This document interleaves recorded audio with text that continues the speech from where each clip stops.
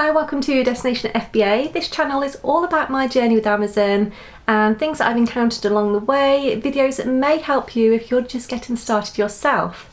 Now today we're going to look at retail arbitrage versus online arbitrage, the difference between the two, the pros and the cons. So with both retail arbitrage, also known as RA, and online arbitrage, known as OA, the key is to buy products low and sell them at a high price to make a healthy profit on an online marketplace. Now the marketplace we're looking at in this case is the Amazon marketplace. So the Amazon marketplace is the biggest online marketplace in the world. And during 2021 they had 1.9 million sellers. And with this they were shipping out almost 1.6 million parcels every single day. So with millions of customers, it really is the perfect platform for you to start out. So the biggest difference between the two is how and where you purchase your products.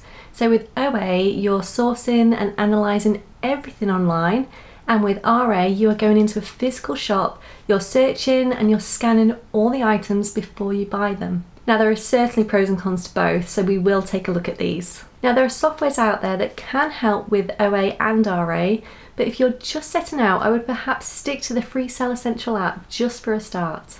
So let's take a look at the differences between RA and OA and see if we can get a feel for which is the better one for us to use ourselves. So firstly, we'll take a look at transport and delivery costs.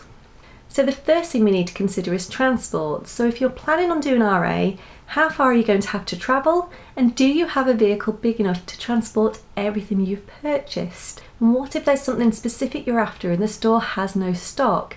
Are you then going to travel to the next town to have a look? Do you have the time, and is it viable with fuel costs? All these little things need to be taken into consideration because parking and fuel, it all adds up. So if you purchase online instead, you are going to have to wait a number of days for the stock to turn up, but there may also be a shipping cost involved. So unless you spend over a certain amount, you may have to pay, say, £5 for the shipping. So is it more cost effective to do it this way if your supplier has an online store? But then we come to the problem of what happens if we receive incorrect or damaged items. So this is a massive downside to OA, and unfortunately it does seem to happen to me quite a lot.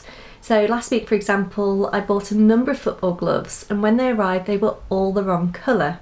So while I was in town I tried to return them to store, but the only option they would give me was a credit note because they were purchased online. So then I had to return them at my own cost. Now I also quite often receive toys that are damaged. Now this is because the suppliers are just not using strong enough boxes and the boxes are not being well packaged. Now this can be an absolute nightmare when this happens because I then have to find the time to repackage everything and return it all, and then I could be waiting up to 10 days for a refund. At least with RA, I am responsible for every single thing that goes into my trolley, and if anything is purchased wrongly or if anything is damaged, I only have myself to blame. Now another problem we could come up against is purchase limits. Now there are a few online stores that are very well known in the Amazon community to cancel large orders. Now the easiest way around this could be to order smaller quantities in a few separate orders, although there is no guarantee that this will work. With retail arbitrage, however, some new sellers do feel really awkward filling up their trolley with lots of the same item, and they worry about if anything is going to be said at checkout. So it can be very hit and miss at the checkout, and sometimes people will make comments like, do you run a nursery or a cleaning business? But no one has ever outrightly asked me what I'm doing with all of this stock. So if you do feel a bit awkward, then perhaps just go in a few times if you feel a bit more confident doing it that way. Now one thing I did start doing very early on is looking at all the checkout staff and going to whoever looked the most timid because they never say a word. Now one thing you can do with RA that you can't do with OA is build relationships. Now there's a couple of stores that I go to quite regularly, and if there's something I'm after that's not on the shelves, they will put an order in for me and give me a call when it arrives, which is brilliant. If you can get to this point in having good relationships with the managers, it will make your job so much easier.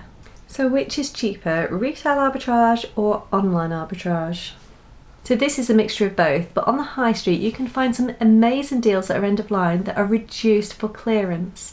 Also the clearance sections are always a good place to start, so look for those yellow labels, get scanning, and you are almost guaranteed to find a good seller.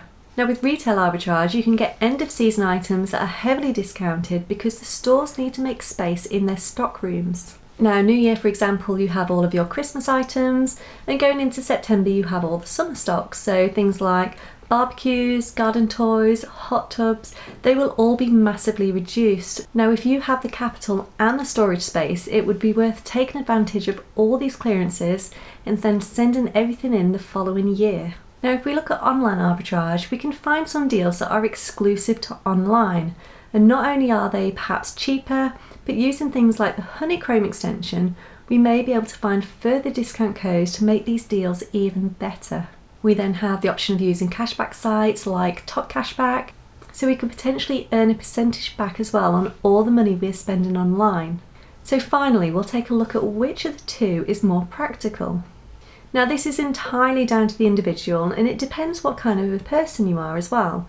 Now if you're someone that loves going to town, you love walking around the shops, looking for a bargain, you don't mind going into the shops and you've got the confidence to scan everything, then retail arbitrage would be perfect for you. So if you're doing this as a side hustle or alongside another job, then perhaps you just don't have the time to do RA, or you don't feel confident in scanning items, so maybe OA is the better option for you. Now with OA, you will still need to take the time to search for all the deals online, but you do also have the option of purchasing deal sheets.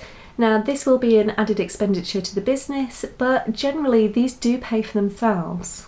So whichever you do is down to personal choice, and it may just be that you do whichever fits best around your lifestyle.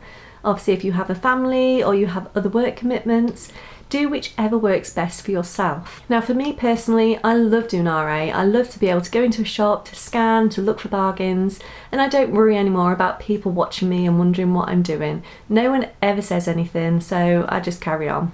Having said that, I do like to do OA too, and that works around my family and other commitments I have. And if the children are off school poorly, or if I'm away from home, I can carry on working, which is always a bonus. So it really is what works for you, and you may find that you do 70% of one and 30% of the other, or you may just do 100% RA or 100% OA.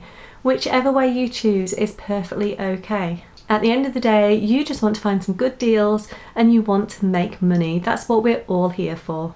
So I hope this video has just given you a few things to think about, a few things to weigh up, and to work out which is better for you. There's no harm in trying both OA and RA and deciding that one just isn't right and you're going to stick with the other, or carrying on and doing both of them. You need to do what is best for you, for your family, and for your business. If you have any questions at all about OA or RA, please do pop them below and I'll get back to you as soon as I can. But for now, take care and I'll see you soon. Bye bye.